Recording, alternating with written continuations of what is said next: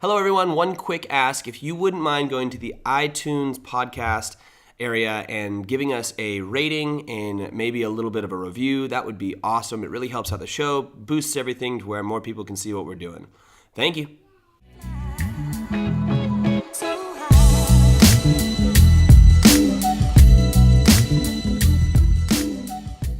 Hello, everyone. Welcome to the show, and today's actual show is going to be slightly different. The show's going to be the same, but this intro is going to be different. I don't have Taz here. We've started our big, long trip, so Taz is wrangling the kids downstairs with actually my extended family out here in New York.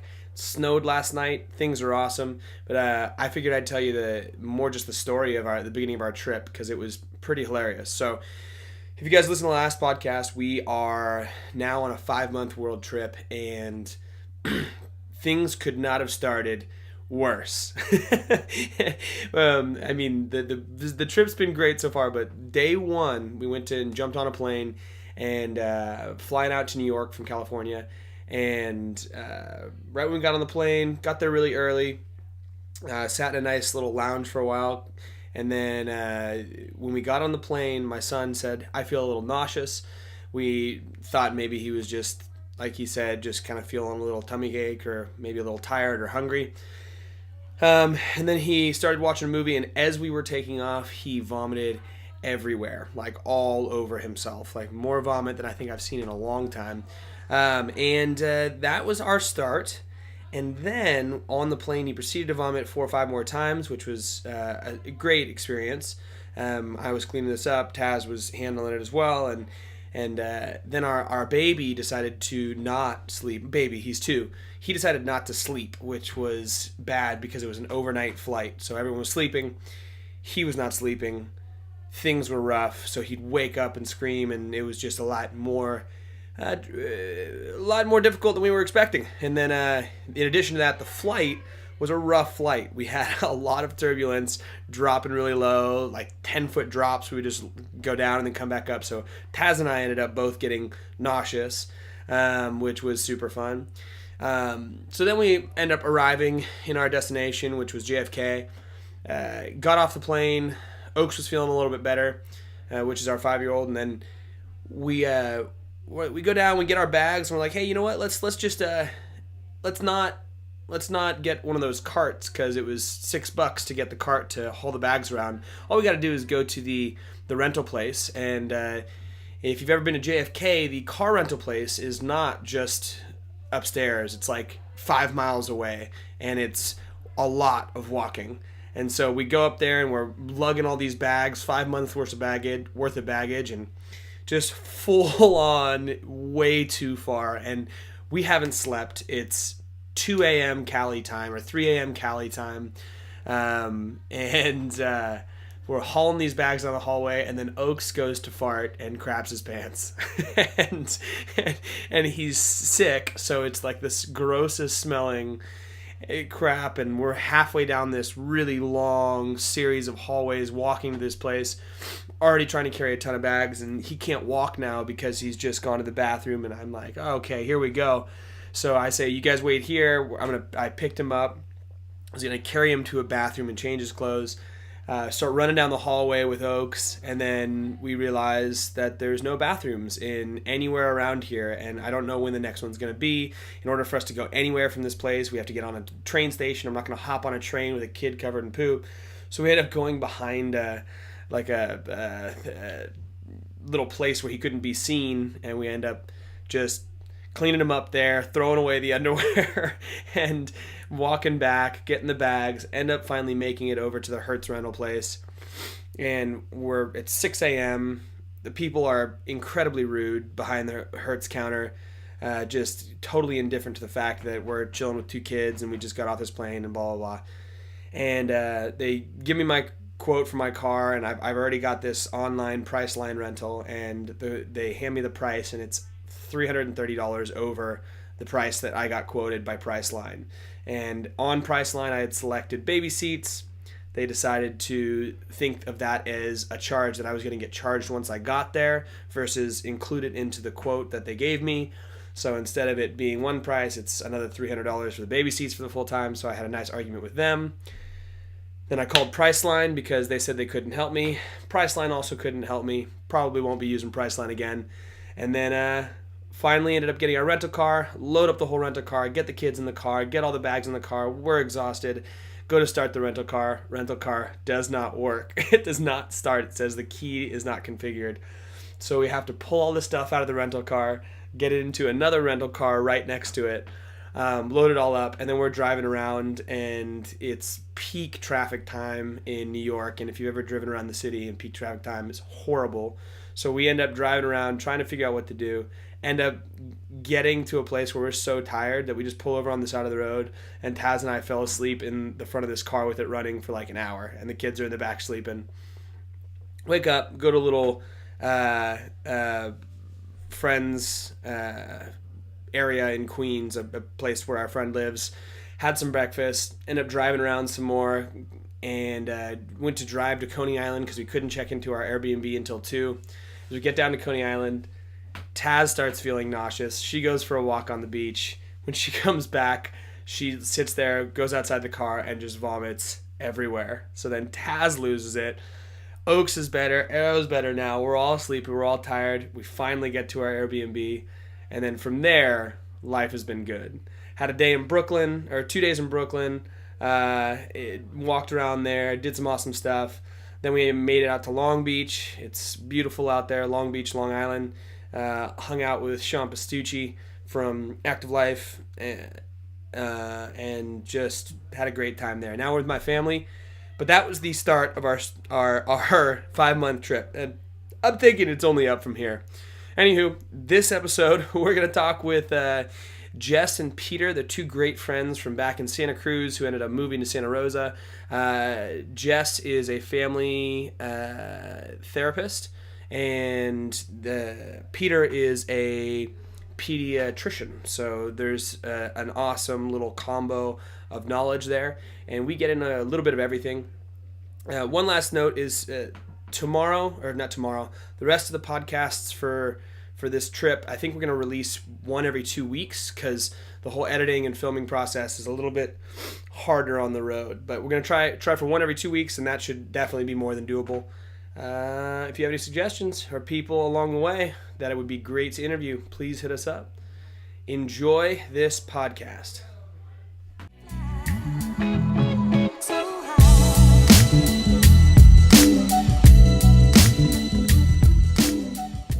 So we're sitting here with Jess and Peter.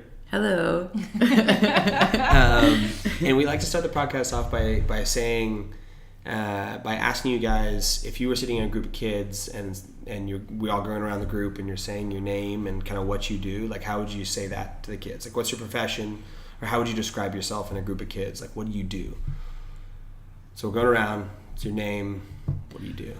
Well, I think partially, I've talked to my kids about it before, and because Peter's a doctor, I oftentimes will say, like, I'm a doctor that helps people with their feelings. I'm a feelings doctor. That's how we oftentimes describe it to the kids.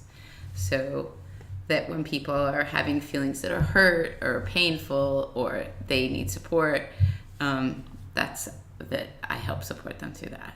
Nice. I guess that's how I would. It's a good description. I guess, and I'm not even doing that right. I'm a stay-at-home mom, so they know that's what I do, though. Good, and that's legit, both of them. Yeah. But but if you weren't in a group of kids, what would you say you are? A therapist. There we go. Yeah. For all those non-kids out there who are just saying that. Awesome. I like that. Feelings doctor. I like that. It works well. Yeah. And I tell kids I'm a doctor for kids. I'm a doctor for kids. Yeah. Fair enough. And most kids understand that. They don't really understand what a pediatrician does day to day. My kids don't understand that, but they get the basics of it.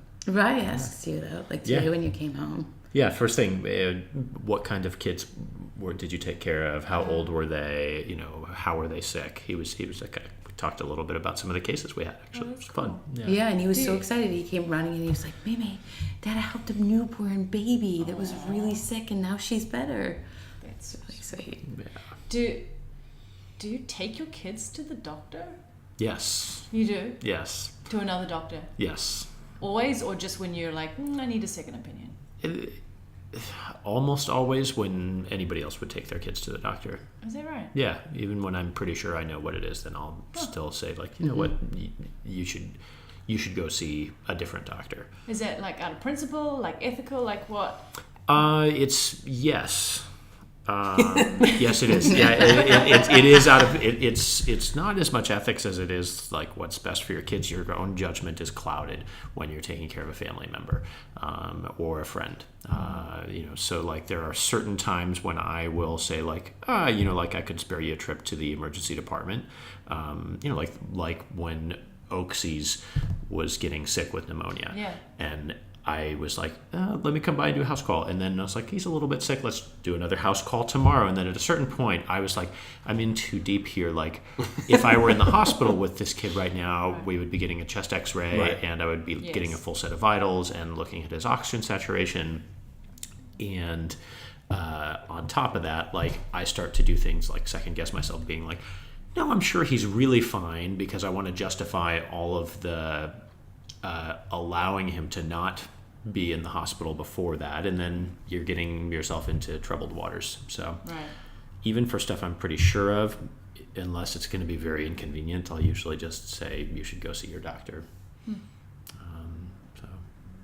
imagine it's a pretty cool learning experience for you too. So you go, not learning experience, but like you can go in and you can have your diagnosis in your head and see if they like match that exactly, or they pick up on something that maybe you didn't. So you can watch the scenario and be like, oh, I guess you're right. Shit.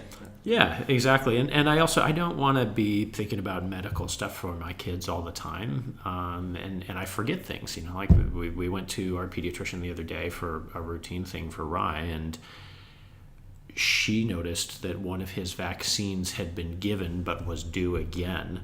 And she said, oh, that's funny.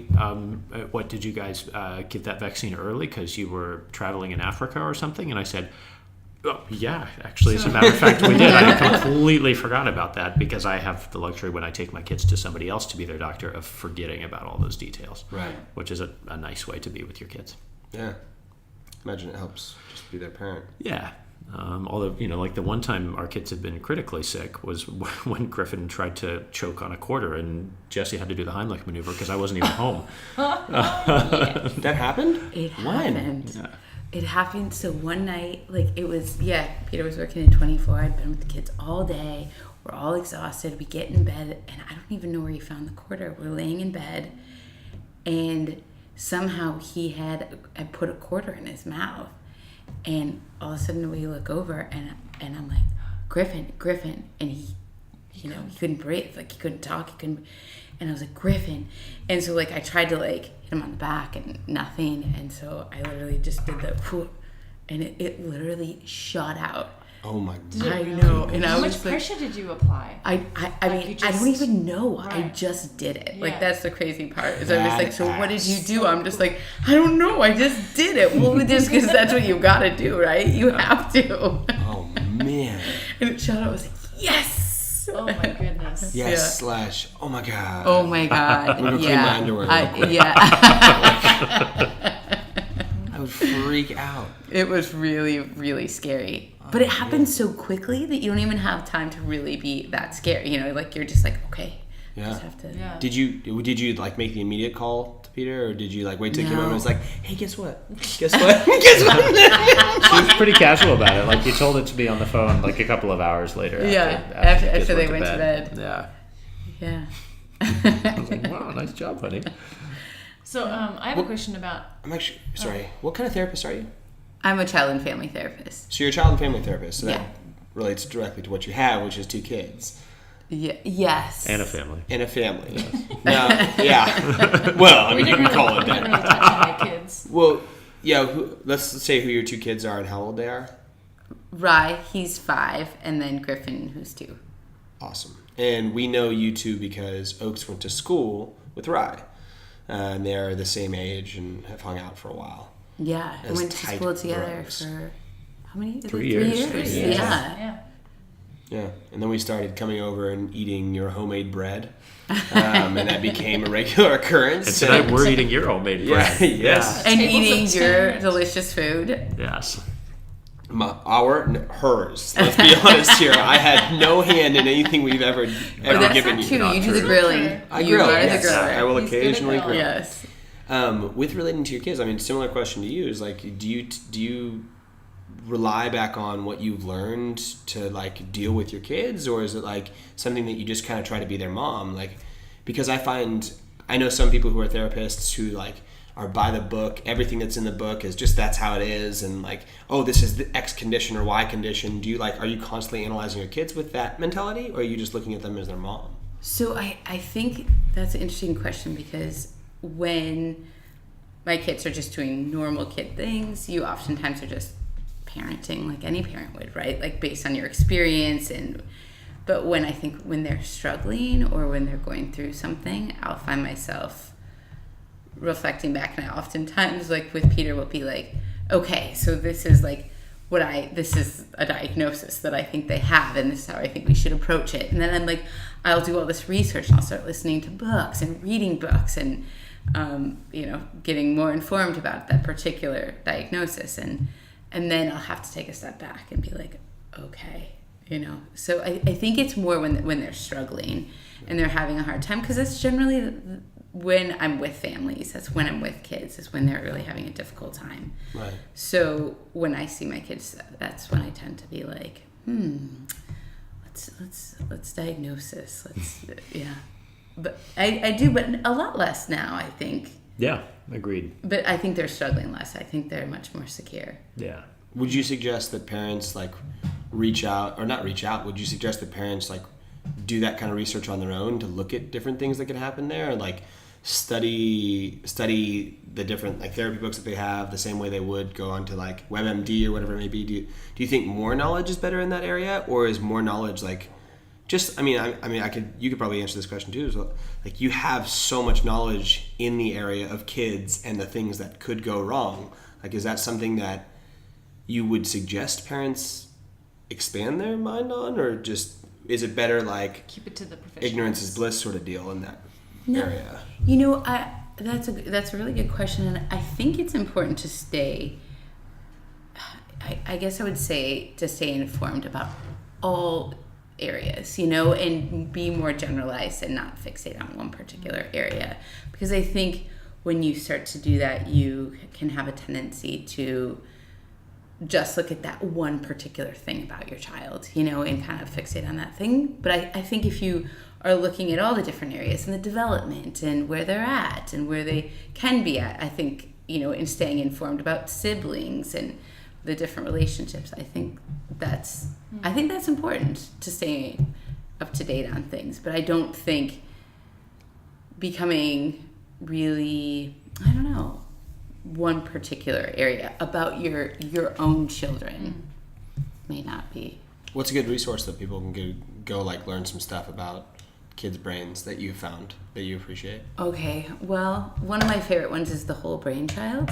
Oh, I love that book. It's a great book. Great right? book. Yeah. I love their analogy about the river, where it's like you've got the emotional side of the brain and like the logical side of the brain, and like they're two banks of a river, and you're going down the center in the boat, the kid is. Yeah. And you don't want to steer them too far in either direction. There's going to kind of be this natural flow back and forth between the two, and your goal is to get them to like kind of down the center of that. Yeah, like right. They need to have that logical side and be able to rationalize things, but they also need to have the ability to express their emotions. I loved that analogy, and it was like, hell yeah. Yeah, Cool. Absolutely. Cool. Yeah, and I think it gives us more of like a general perspective rather than just being so immersed in just our everyday experience, right? Because I think sometimes we can, get really bogged down by the day-to-day. So I'd like to kind of give you I like it. What about for you? Like, do you think having all the knowledge is paralyzing in certain instances with kids, or is it like something that you see valuable with raising your own kids? For me, or for parents who are not physicians? How about for you? And then for parents who are not physicians, would you suggest they lay off the knowledge, or would you suggest they get more? Let's start with for you first. Yeah, for me, it was hardest at the very beginning, like literally at the very beginning when Rye was born. He was born in the hospital I was working at, and born literally in the same room that I had been to hundreds of deliveries in. And I felt like that was really hard. I went into that experience deliberately trying to not be a physician, and it still was really hard to not do that, and to just be his dad. And then with time, it got easier and easier, because I found that there's just, I actually think that the times when the body of knowledge that constitutes pediatrics and medical science for children, when that bears upon most healthy children's lives, those times are really few and far between, and there's just not a lot of science in parenting from my perspective. I think there's a lot more art in it, and I think that's true for most parents' lives in my experience. When it comes to the moments in which medical science has a lot to offer for kids, there's already been, over the last 50 years, a lot of low-hanging fruit with basic things like vaccines, recognizing the importance of antibiotics in certain very limited situations, and in intervening with the first critical moments of a newborn's life.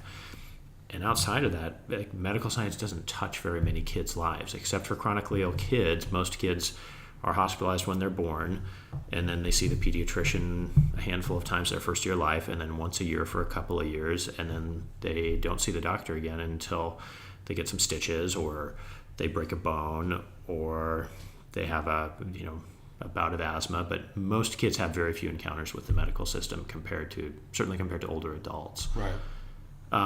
So I find that in those moments when they do cross, every parent does a similar kind of a thing, where they reach for as much knowledge as they can possibly get, because that's comforting. And the best strategy is to recognize that a lot of the knowledge that's out there is it's in a pretty crummy context. I would say so. Yeah. Because so many symptoms can lead to different things, right? Yes. Can be brought on by different things. So looking at symptoms, you kind of tend to head towards one path when it could be something totally different. Absolutely. And I think this is also, we talk about art and science in parenting, but there's also art and science in medicine. Okay. And when I teach students and residents, we talk a lot about the biostatistics of the variety of presentations of illness, and then oftentimes that particular discussion will end with, you will soon find out that with condition Y presenting in manner X, you're just not going to find a lot of literature published on this, or the kid that you have in front of you is quite different from the typical one described in the literature. And so at that point you have to fall back on, well, how many times have you seen this in your career, and how did it present last time, and what does the kid actually look like in front of you? So that's why robots can't do doctors' jobs yet. Right. Right. Cool. What was your question, Tazzy? You just brought up the vaccine thing, and I know that you work in hospitals, so you probably don't see the day-to-day, like parents bringing their kids in, but when people do approach you with that topic, and they're very much swayed towards not giving their children vaccines, what's your approach? Do you try and talk them out of that, or do you try and support them with that, or how do you approach that? It's a good question. I don't. I find that particular topic with parents in my strange role as a hospital-based pediatrician. Mm-hmm. It's not a conversation that I often have with parents, because I'm not the one who, I don't really give vaccines. We'll do the flu shot, but that's pretty much it. Sometimes we'll offer to catch kids up on vaccines in the hospital. Occasionally, if I see a kid in the ER who's not vaccinated against tetanus and has a dirty wound, we'll recommend a tetanus vaccine. But it's pretty rare that I'm actually ordering a vaccine for a child, which is a good thing, because if for families who have concerns about vaccines, the discussion with physicians or with anybody in the medical system is usually not a discussion that either party can find a middle ground on easily, unless there's a long-standing relationship. So I find that the way I like to talk about vaccines in terms of biostatistics, in terms of infectivity, in terms of social responsibility, is not the way that most families who have questions about vaccines like to talk about them. And so the discussion is really, in many cases, a political one, and the politics of vaccines are just not very interesting to me, except insofar as there are hundreds of thousands of children every year globally who die of vaccine preventable illness. That's a political problem I'm interested in. Right.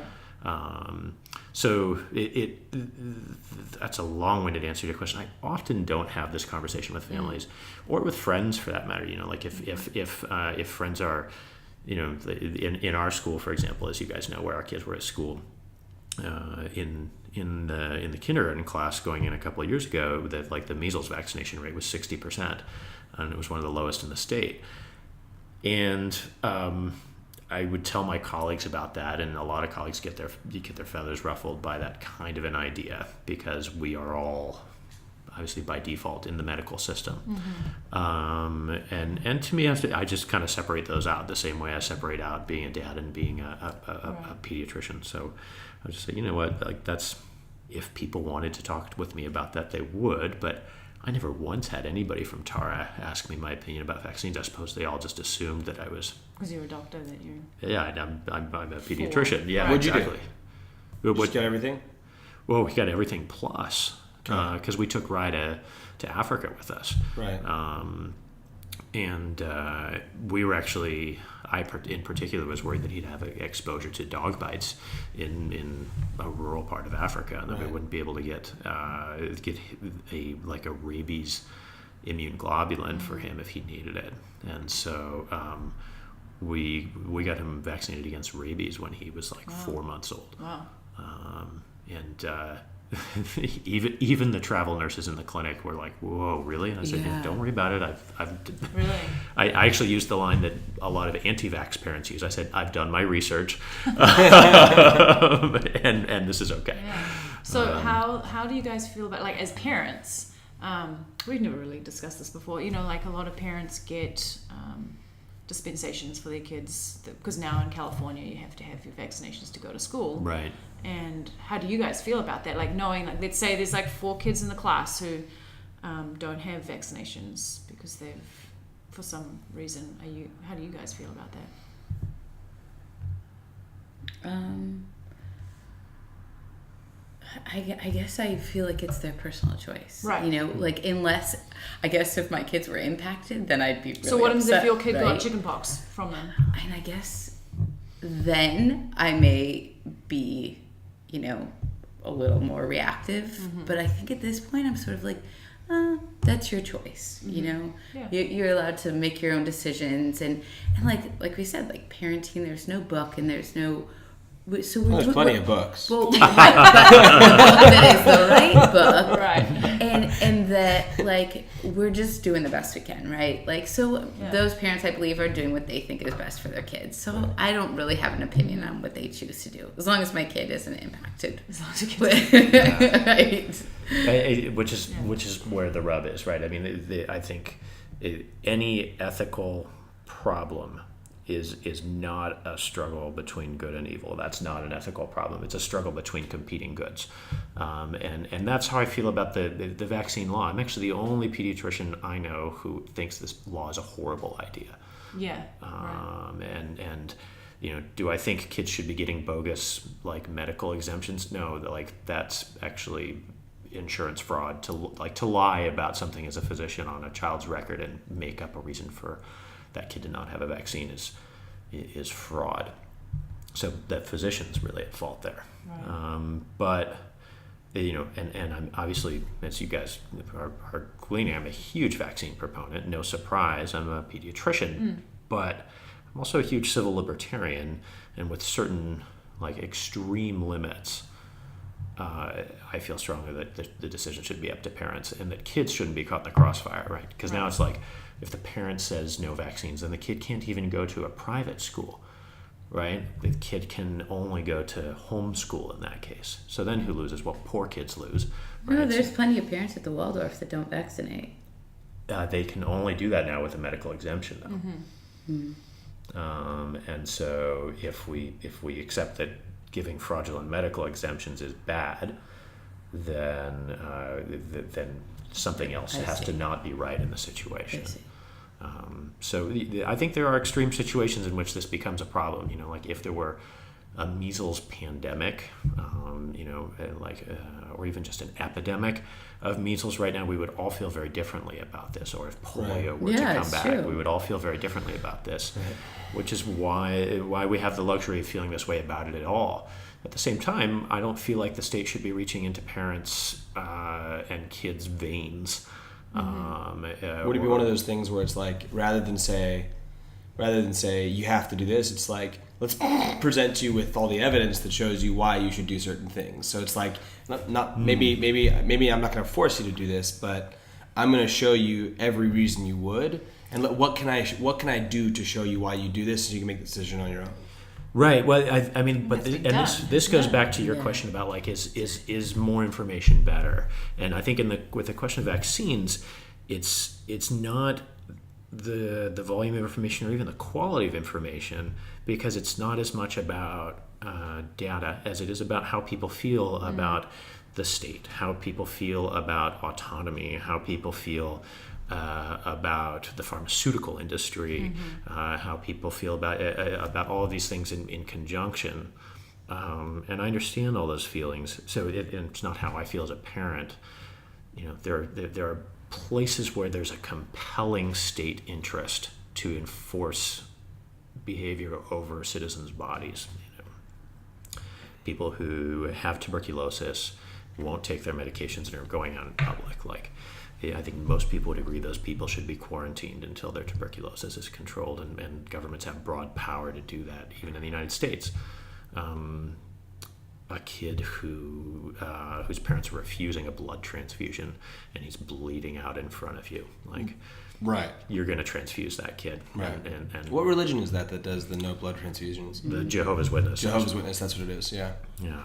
I must admit, it's crazy. I didn't like the feeling of being sent a letter from both Oaks and Arrow School being like, your kids aren't up to date on this and this vaccine, because we do like a slow, we only ever give them one vaccine at a time. That was just what we felt good with, that was our decision. And so they're a little bit behind in their vaccines. And that for some reason, just like being told that, now Oaks needs to get like 3 vaccines before this date. And I was a little bit like, no, I'm not okay with that, We got that same letter, actually. Right. And, like, how did you feel about that? Because that kind of bothered me a little bit. I'm like, I'm going to do them, but just like, let me do them when I want to do it. We got that letter because Rai got one of his vaccines early, and we went to Africa, and so as a result, there'd been too long of a time since he'd had it. Gotcha. And so it flagged in his record that he was past due on it. Gotcha. So, I don't know, how did you feel about that? But the letter? Yeah, about being told by the school that we were behind on our vaccines. I guess that was kind of my deal. Yeah, I didn't really know. We weren't, actually, so... I think you and I are similar in the situation where I'm relatively indifferent to it. Like, yes. I'm not cool, man. Like, what do you want to do? Go for it. It seems like you're passionate about this. And whereas Taz is like the one who's like, yep, this is what we're doing. I'm like, do you want to do it? This is what she just said to me. And I say, yeah. You want to do it? And she'd be like, yeah. I mean, that's what I just said to you. I mean, so... I think I didn't even know we got the letter. Yeah, I had no idea. I think I did. Email, like we got an email. She got an email. So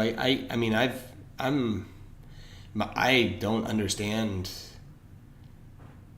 well enough on all the vaccination stuff to make a proper decision, which probably is a bad thing, but I trust my wife. All I'm doing is delaying, just not getting like multiple shots at one time. There's still, which seems logical to me. And then we didn't do chicken pox. We delayed chicken pox. He got chicken pox. But then he got chicken pox from Pat's mom, who had shingles. So adult chicken pox. Everybody listening there, I don't know if you know this, but shingles are chicken pox, but as an adult, and you can give them to kids. So if you get the shingles, don't be around kids. till that happened. Unless they have chickenpox. And then just like we're just delaying like hepatitis B, just like the normal things that normal like people do. So it's not like anything outrageous. Well, it's not what normal people do in the rest of the country. Some people. Well, but I've had RISE pediatricians say like, do you want to delay this? Like, he's already had 2 shots today. Do you want to just delay this till the next appointment? Like, where they've actually proposed that. And you're like, no, just give them all. Yeah, you just get in there. They never said that to me. They didn't say it to the doctor? Well, so what is the reason that everyone's like so up in their shit about this? Like, from your perspective, why is everyone so pissed about, or like, why are so many people being like, I'm going to delay these, like, what's the reason behind that? I think it's multifactorial. In my experience, I think what people will usually say is it's too much of a stress on their immune system, and I don't see a good reason to do it all right now. And I am a person who is responsible, and I'm going to come in 3 times over 3 weeks instead of having 1 shot today. And to be fair, the CDC recognizes that when they make these recommendations, they're dealing with human systems, and that most people are unlikely to come in on a weekly basis for 3 weeks or on a monthly basis for 3 months to get 3 shots done, and that you get much better coverage in a population when you roll them all out at once. I think it's a fair point when parents say like, yes, I understand that the population is flaky, but I promise I will be a good parent here. And many people are in that situation. At a population-based level, I would never make a recommendation that would that would deny the flakiness of human beings. Physicians take their antibiotics about 80% of the time, and that's the best that they can do. Right. So like, and it's not because they don't understand that you have to take all of your course of antibiotics to complete your treatment and to prevent resistance. It's just because humans don't do things well by doing the same thing again and again and again, like consistently. We're creatures of habit up to a point.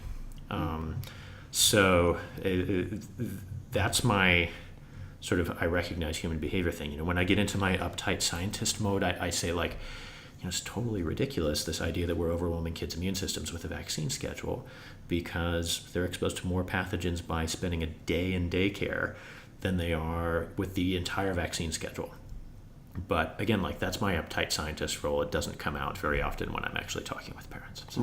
Right. You wouldn't be as liked, I don't think. Dr. Jekyll, Mr. Hyde. Yeah. Yes. It's because you're stupid, sir. Yes, exactly.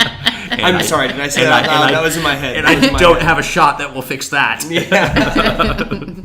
Wait, so you mentioned that you were a libertarian. Is that what you said? Civil libertarian. Civil libertarian. What is that? Can you define that for me? I strongly believe in the Constitution and in the importance of individuals defending their freedoms against their government. Gotcha. So you don't think governments should make choices for their people? Within certain... I think it's a dialogue. Gotcha. There are times when governments have to, because the value of everybody's well-being is superseded by the value of an individual's decision. And there are circumstances under which that is true, and most of the time I think it's not true. Well, okay. So I have, like, living in Botswana, this has been a discussion that we've had quite a bit.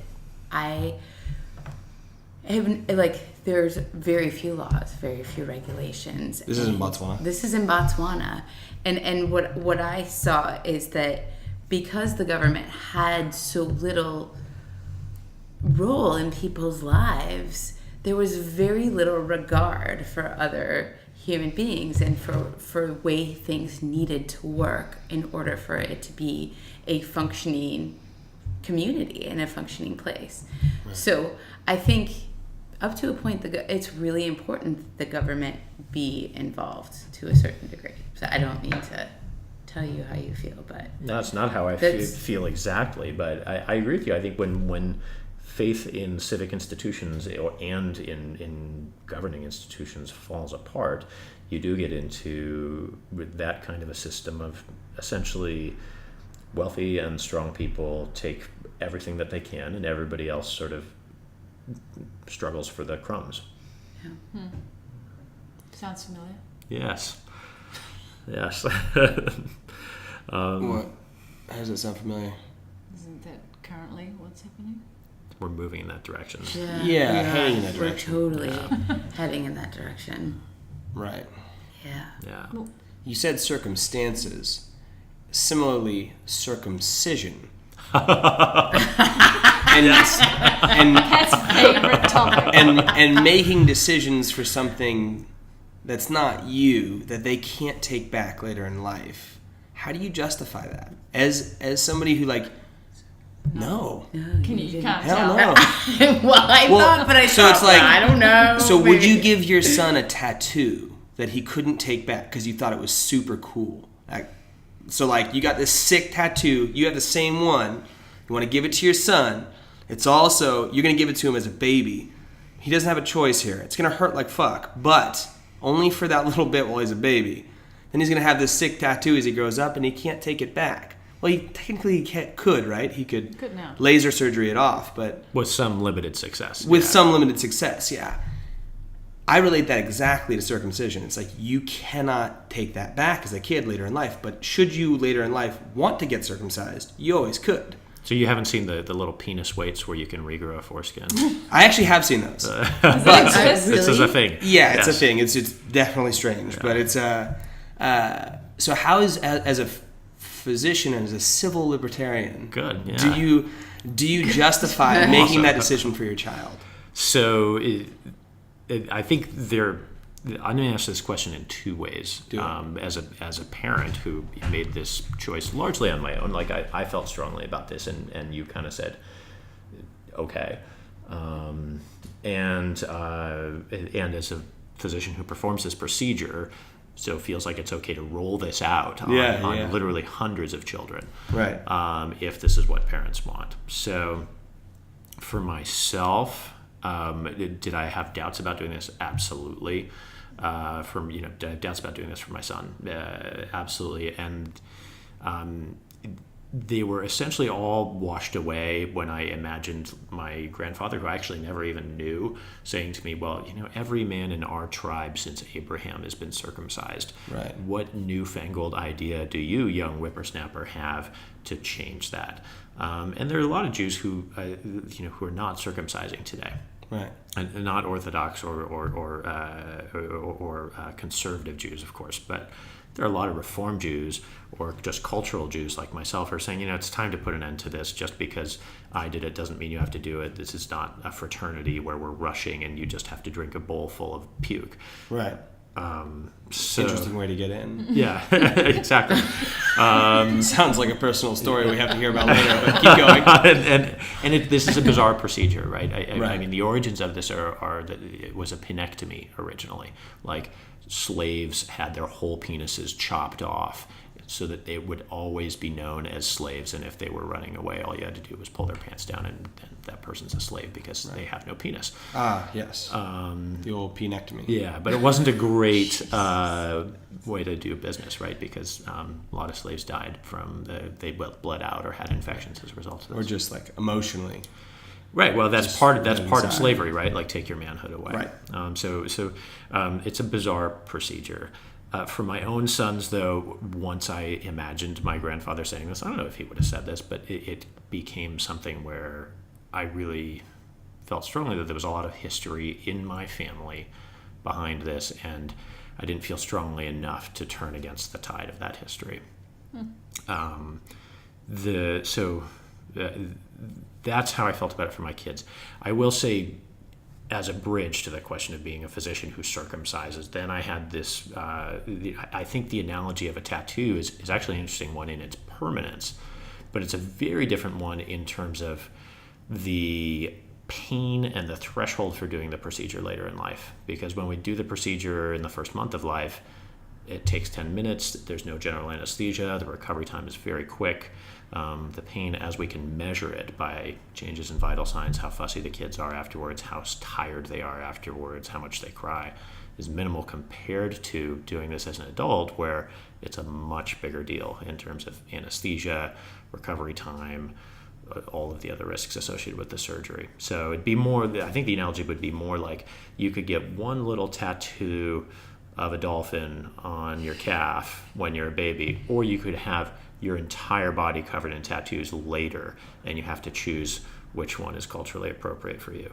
Could that the measurable pain later in life be associated with now an understanding of what your penis is and what it really means to the rest of the world? So like when you're talking about like when you're talking about your ability to measure pain in something that can't speak for itself, like you're measuring vital signs and you're like a perceived response to something that would be classically considered pain, but you're dealing with something that has no perception of pain other than actually it has no perception of pain other than what's inherently genetically bred into it, right?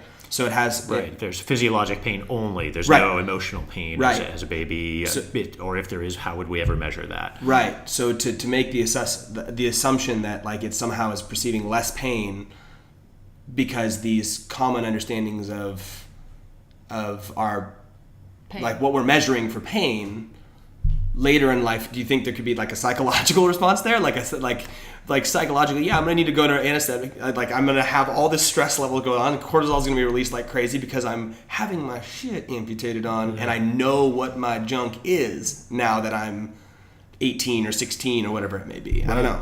I mean, I think the best person to ask would be like a kid in Turkey who has a circumcision when he's 13 or 14, or in many Muslim societies, or in many Southern African societies as well, where circumcision is done as part of an adolescent rite of passage. Right. Or now in countries where there's a lot of HIV, where they're actually circumcising adult men in order to stave off the transmission of HIV. Those guys would be the best ones to ask that question. Or the rare case in the United States and in other countries where there's actually a surgical emergency that requires circumcision. Yeah, I know someone who had that, so I'll probably talk to him. Yeah, it happens. It's not, I would say, the most common thing to happen. Right. But then, as a physician, when I think about this procedure, there are some clear risks associated with the procedure. You ever screwed it up? Not once. Yeah. that knock was supposed to go on the microphone. That was good. Yeah. It was on there. We're on a wooden table. Yes. That was knocking on straight through veneer. Yeah, and I've done like 300 of these. So at some point I will screw it up. Right. And I always tell families the biggest risk is that you're not going to like the way this looks cosmetically, because this is a cosmetic surgery. Right. And in fact, I said this is an elective cosmetic surgery on a newborn. So keep that in mind when we go forward. Right. And families always think I'm trying to talk them out of the procedure. Do they change their mind? Anyone change their mind? Nobody's ever changed their mind. I've had some families who are on the fence who then opt for no, and some who opt for yes. But almost always, once families figure out they're having a boy, they start thinking about this and they make a decision in a week or so. And then by the time they see me, we're just having a conversation out of formality. Right. But for me, again, it is a civil liberties question. If families feel like this is what they want for their kids, I feel ethically like the risks and the benefits are essentially equivalent, right? Which is kind of a moderate position. The American Academy of Pediatrics actually now says that the benefits outweigh the risks of circumcision. But what are the benefits? There are really two benefits. First year of life, boys who are circumcised have a lower risk of urinary tract infections. That's only during the first year of life. That benefit goes away after that time because boys don't get UTIs after that in general. And then when boys are sexually active and they're young men, there's a lower risk of some sexually transmitted infections. But they're pretty marginal benefits. Then the risks are pretty marginal too, because it's a relatively straightforward procedure. But other people would feel, and do feel quite strongly, that this is a barbaric procedure to even be considering risks and benefits about. Like, we would never talk about the risks and benefits of clitorectomy, of female circumcision. Right. We all consider that to be totally barbaric. Right. Everybody's sitting at this table anyways, but not everybody in Eastern Africa feels that way. And I hide behind the mantle of this is a cultural practice for me, and I'm going to protect it, and many people in Eastern Africa do too. Right. Can't you see the logic of... I think it's pretty barbaric. Yes. I can totally see that logic. Yeah. But I just, as a smart doctor, like, you're looking at it and you're making and as a civil libertarian, you're making this decision for your child who can't make it for himself, who could make it later. Yes, but we do that all the time for kids. We make healthcare decisions as their proxies all the time. Permanent ones? Well, conceivably permanent ones. The most extreme cases are like, my kid is chronically ill, my kid's on a ventilator, he's comatose. What about for healthy kids? Do we make any permanent decisions that continue that affect them to like later in life? Maybe psychological ones every day when we parent them. Yeah, but you could always say that a kid could psychologically and culturally work himself out of something that was a psychological one. Whereas you can never. I like, obviously this is something that I'm passionate about because I can't understand it. Like, my brain doesn't fit within that paradigm of even having this be remotely something that makes sense. And I'm very logic driven, and so are you, which is what's tripping me out. And like, you can hide behind the culture, the mantle of culture, and I can say I can't argue with that. I can't argue with religion. I can't argue with like culture, but I can argue with logic. And that the logical one is just sitting with me in my head of like, fuck, how do you still make that decision? Right, because this is the flip side of what I just presented for vaccines, where I pretended to be a logical scientist. Absolutely. Yes. Sorry. I don't mean to hammer home this point, but it's fascinating for me, especially the type of person that you are and who you are. It's that whole, we were talking about it before, the genetics versus the cultural, and how the cultural will always take over. Yes. Not always take over, but it has a powerful way to sway, right? The selfish gene, versus the civilizing force of culture, or the barbaric force of culture. If this were a different procedure that had no documented medical benefit, or had significant risks associated with it, like loss of penis. Yeah, that is in terms of numbers of circumcisions performed. Right. That's a very minimal risk. Like, but it could happen. Sure, and you know, also like the electricity could go out while I'm performing it, or I could have a heart attack while I'm doing it. Yes. Like, there are many things that could happen that are statistically highly improbable. Right. So let's bunch that in, like penectomy, like, you know, a true penectomy as a risk for this procedure, hypothetically speaking. Yeah. If we bunch that in, if we batch that into the collective risk for this, even when we throw that in, because it's rare, although it's an extreme outcome, there is still, to me, as a scientist, there's an equivocal space where you really could go either way in terms of, is this too risky or is this beneficial? And so, because families request this culturally, and it's interesting because I'll have families who will say, I always open the conversation, why do you want a circumcision? Oh, just cultural. And I say, oh, interesting, like, tell me about your culture. Well, we're Catholic. I'm like, Catholics, like, this isn't cultural. Yeah, Catholics don't circumcise. Dr. Kellogg. Exactly. And what they really mean is, like, dad is circumcised and he wants his son to be circumcised, and big brother is circumcised too. I'm like, the Pope probably isn't circumcised. Just saying. Just throwing that one out there. Old Popey. I don't know, you know who he is? Yeah, I don't know what the papal penis, how it appears. Papal penis. That's a hard one to say. But might want to edit that out of there. I don't know how many people will be offended by the old papal penis. Yeah, it's palpable. The pressure in our it just pops. It just pops. But for many people, what it really comes down to is they just want this. And actually, when I talk about this, I say I support families in this desire if they want this. But I have many friends, yourself included, who think this is totally crazy. Right. Like, why are we doing this to little boys? Right. So the human body's imperfect. The normal natural systems are not made correctly. Yeah, that's why we got to take that foreskin away. Yeah. Just reduce that risk of urinary tract infection. Seems to be probably for an entire year. For an entire year, shit. Yeah. All right. Well, let's move forward. Solid argument. I love it. I wanted to ask you guys. So, because you've moved from Santa Cruz to Santa Rosa this year, And in Santa Cruz, Rye went to school with Oaks at Tower Redwood, but they also do, like, some of their course is Montessori based, and then now Rye is going to a Waldorf school. So the two questions, like, what made you guys change from Montessori to Waldorf, and then how is it working out for Rye in particular, like as him as a kid? Yeah, it's a good question. Well, I think Rye, like Waldorf, is the perfect fit for Rye. Yeah. It's very like it gives him a place to just really be himself.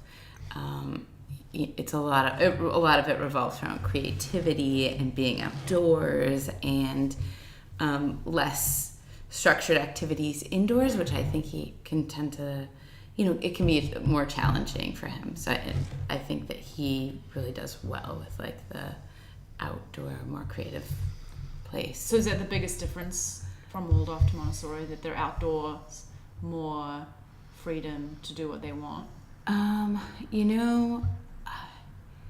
I think it's hard. What do you think the biggest difference is?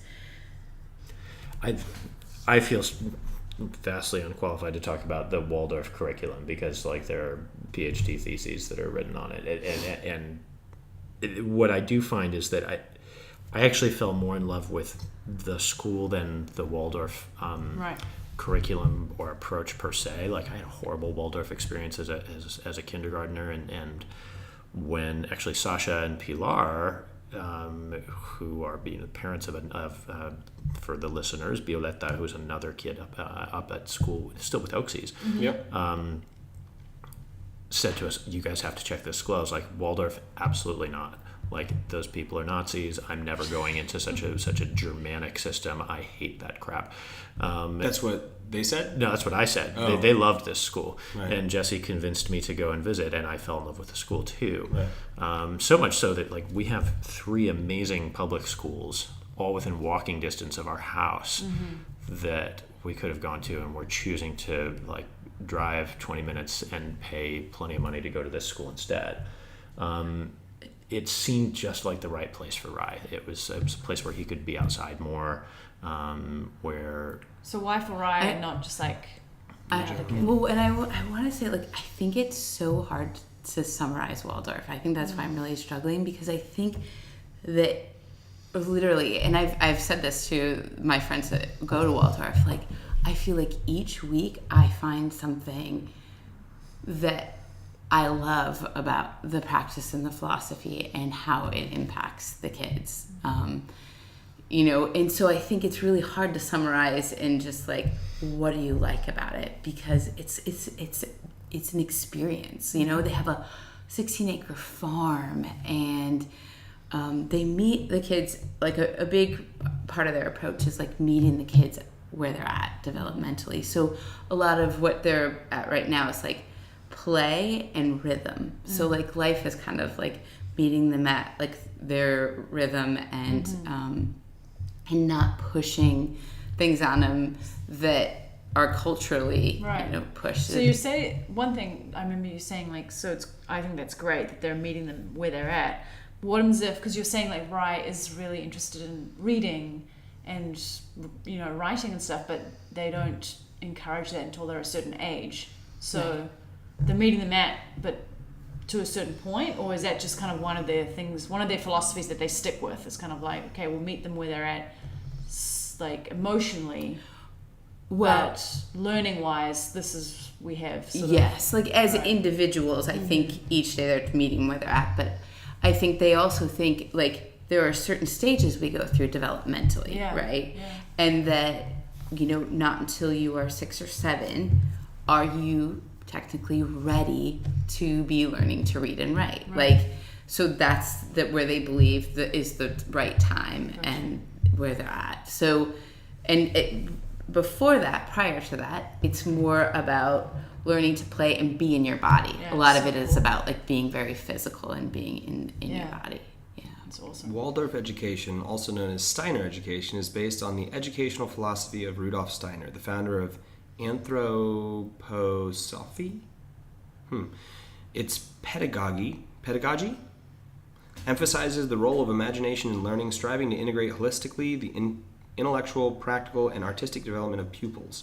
Steiner's division of child development into 3 major stages is reflected in the school's approach to early childhood education, which focuses on practical, hands-on activities and creative play, to elementary education, which focuses on developing artistic expression and social capacities, and to secondary education, which focuses on developing critical reasoning and empathetic understanding.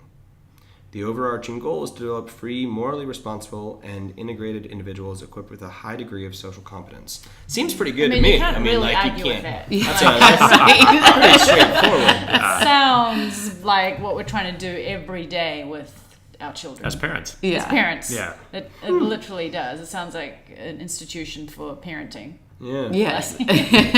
Whereas the Montessori method of education, developed by Dr. Maria Montessori, is a child-centered educational approach based on scientific observations of children from birth to adulthood. Dr. Montessori's method has been used for over 100 years in many parts of the world. It's a view of a child as one who is naturally eager for knowledge and capable of initiating and learning in a supportive, thoughtfully prepared learning environment.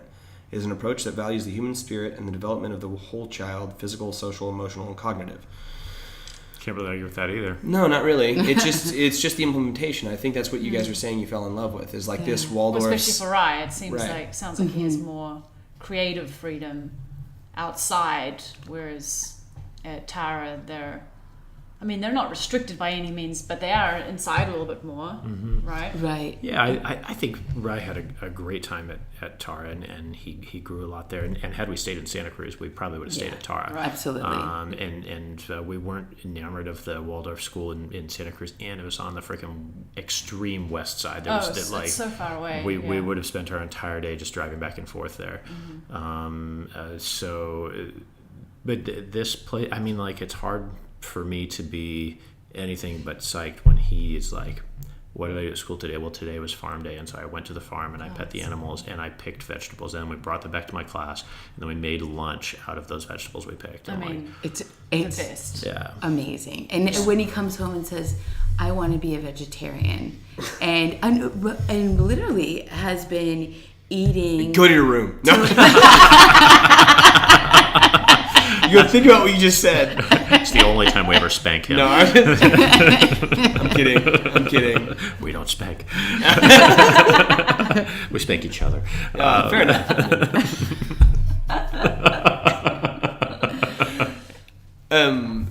Why don't we go to public school? So, all of us, we both send our kids to ridiculously exorbitant schools. And like you said, there's 3 public schools in the area. There's public schools in our area. Why don't we go to public school? Like, I'm genuinely asking because I don't know. I feel like for me, this is for you too.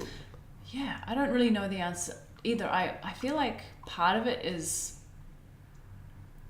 I want to say like guilt for not being, for not homeschooling him.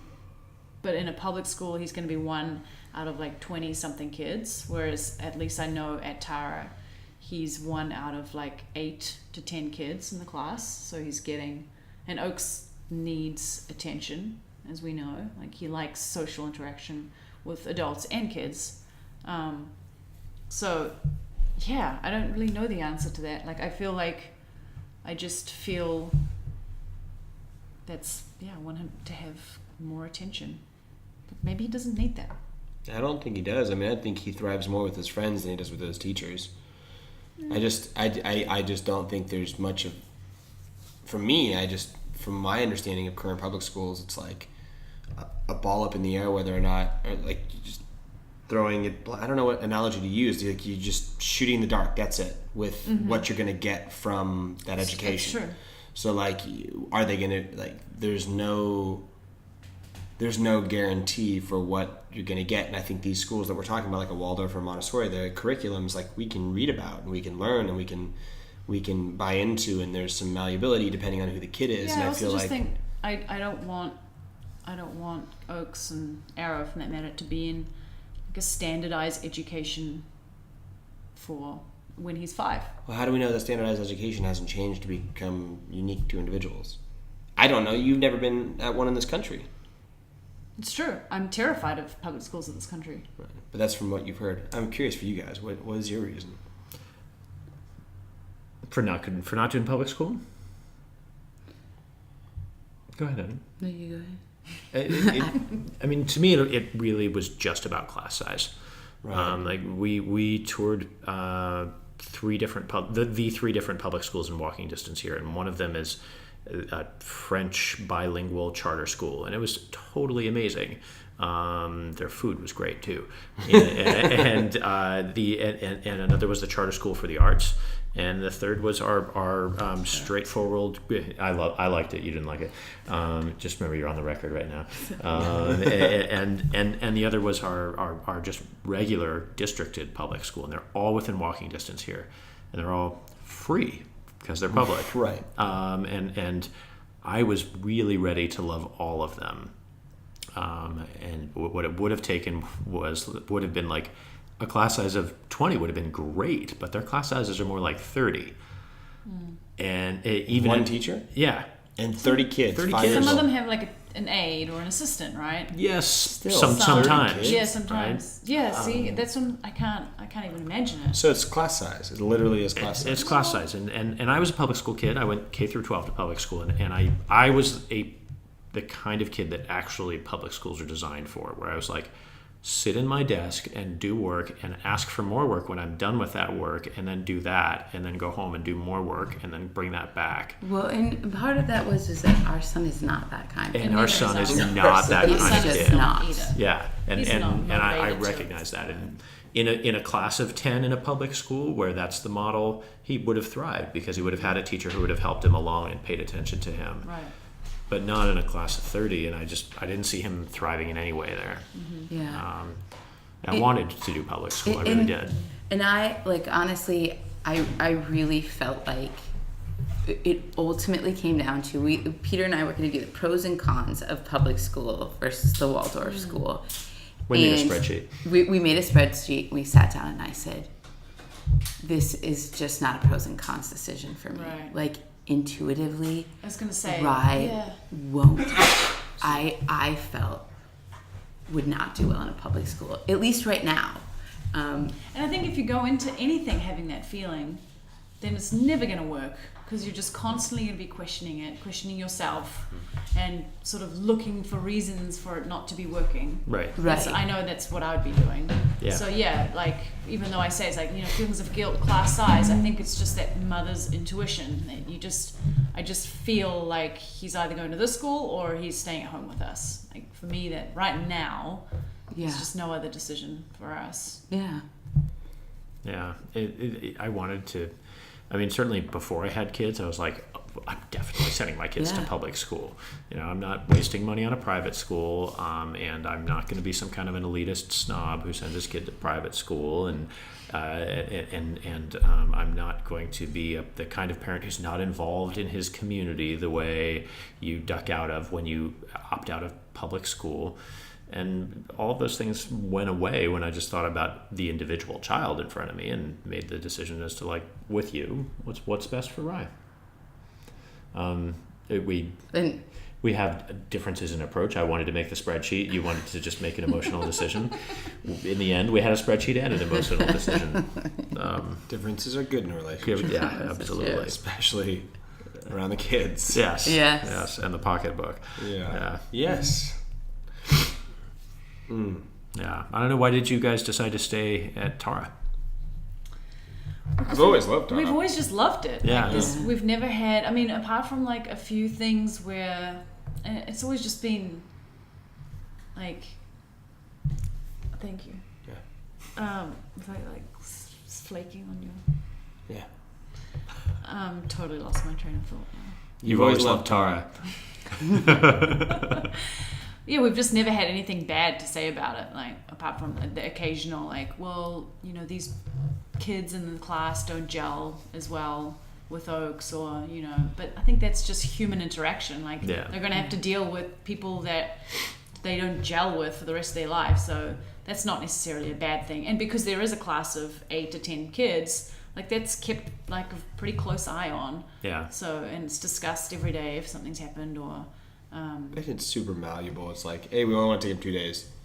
You're still gonna pay for 5 days, but you can take him 2 days if you want. You know, it's like. Yeah. Well, they weren't that as okay with that in the kindergarten. Like, you can always pay for more days and not have them go. yeah, I know, but What I'm saying is like, there's no strict thing like in public schools. If they miss a day, he's not it's going like, to get like a note saying you missed a day of school and you're gonna, Yeah. like. And we're calling the truancy officers. Right. Yeah. Because we're paying for it, so it's like, yeah, exactly. But that didn't factor into why we'd send him there. Just, it's great. I trust the teachers, and the whole philosophy of Tara is amazing. It's a good feeling, huh? Yeah. Knowing your kid's in a good place. Yeah, exactly. Like if they're going to be somewhere else, not with us, for the majority of the day, then I need to trust that place. Yeah. I had the very first time where I left him with someone who I was like, what's going to happen there? And like I kind of worried about it because I didn't know exactly who this person was. I never feel like that at Tara. No. Like I know they're gonna be taken care of, like almost to a fault. Like their emotions are gonna be taken care of, and that's gonna be sorted out. And like to me, that's really important because like I can deal with he falls and he hurts himself or he does this other stuff, but if he's getting instilled some sort of anxiety or fear like by the people he's hanging around, like I can't really deal with that. Like I'm not okay with that at a kid who's 5 years old. Like that type of crap shouldn't be built into him, in my opinion. But I realize that at Tara I feel real comfortable with that. It's not like they're going to be overly sensitive to him, and I'm okay with that rather than somebody who's going to neglect him. Yeah. And I think that's goes back to the class size thing. Or they're not going to put anything sketchy in there. It's not like I'm going to come in and he's going to be watching like My Life a Slave or something like that. You know, it's like he's not going to be randomly overexposed to some sort of stimuli that's going to fry his little brain, like at Tara. So that's what I feel comfortable with. You know, that is a movie, right? 12 Years a Slave. 12 Years a Slave. Yeah. That's what it was. I also found that like both at Tara and at Summerfield, we had the same experience where we went there for a visit and we both said like, wow, I want to go to school here. Yeah. You know, and I know my parents had that feeling like when they took me to tour colleges, like they were just like, wow, I want to go back to college. I want to go to this place. Right. And so, but now I understand it, you know, like that's when you identify like, yeah, and I'm willing to shell out all this freaking money for this too, for my child to experience it. Right. We both felt that way about Tara and Waldorf. Yeah. What's it like to give up a career to raise kids? So, like, you were a career as a therapist. I don't feel like I did. Like, okay. I mean, I haven't worked as a therapist for the last 5 years, but Right. I Maybe postpone a career. postponed. What's it like to have like a career and then you're like, I'm gonna have these kids, but I'm not gonna jump right back into it? Like, was that a conscious decision, or was that like something that happened inevitably as, hey, we just gotta be raising these kids and then I can't go back to doing that? Or was it? Yeah. Well, I think there was like we moved and there was some changes going on, and then we had Griffin, and I don't know. I mean, I don't know if we ever consciously said, yeah, I'm going to stay at home for 5 years. We've said in the past multiple times, like, you know, you would probably stay at home until Rye at least was in kindergarten, has been often the thought. And in fact, you were ready to take a job in Santa Cruz when we decided to leave. Like, you had been hired. Yeah. And then you had to back out of that. When we were moving. Yeah. Yeah. It's nice though now because Griffin is ready. He's ready to go to school. He's 3. He wants to go. And that feels really good because I'm like, my kids are ready. Like, they're at a stage where I'm like, okay. And it feels like it's a motivation for me to be like, all right, now I can pursue this and feel good about it and do it like wholeheartedly. Nice. Should be fun. Yeah. You ready to get back? I am. Yeah. Yeah. Cool. The last question is, the same one. Is if you could go back to yourselves right before you had kids, right before you had Rye, and you're about to go into labor, like what would you tell yourself? Get some sleep.